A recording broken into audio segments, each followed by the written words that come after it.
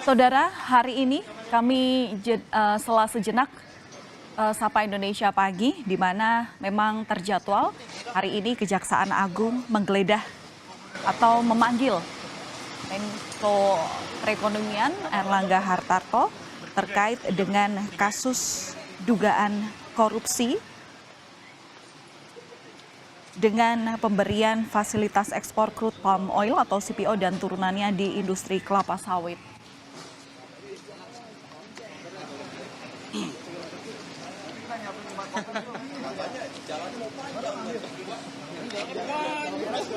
Iya.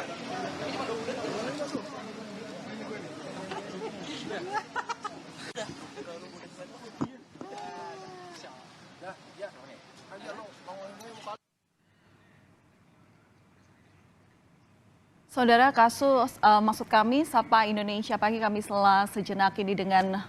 breaking news Kompas TV terkait dengan kasus korupsi minyak goreng yang mana hari ini memang terjadwal bahwa Kejaksaan Agung akan memeriksa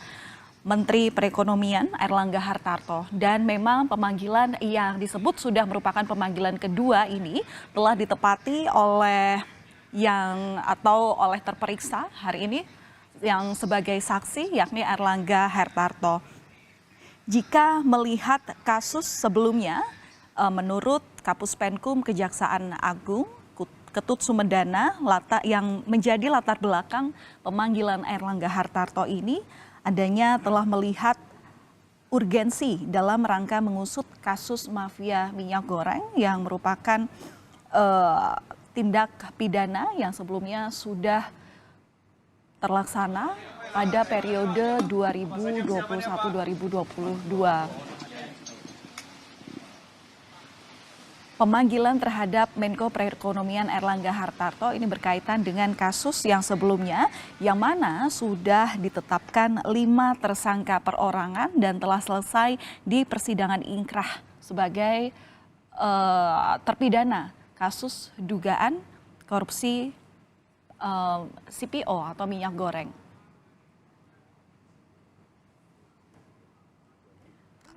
Berdasarkan putusan Mahkamah Agung dalam sidang yang sudah menetapkan 5 orang tersangka perorangan atau 5 tersangka perorangan dengan saat ini statusnya sebagai terpidana, beban kerugian yang ditempatkan kepada negara ini cukup signifikan, di mana menurut keputusan MA kurang lebih 6,7 triliun rupiah kerugian yang telah ditaksir. Sehingga berdasarkan hal ini, maka ada sejumlah saksi yang perlu diperiksa. Setelah sebelumnya yang terbaru dalam memperbarui kasus ini, per tanggal 15 Juni 2023, Kejaksaan Agung juga telah menggeledah 3 lokasi berkaitan dengan kasus dugaan korupsi dalam pemberian fasilitas ekspor CPO dan turunannya pada industri kelapa sawit dan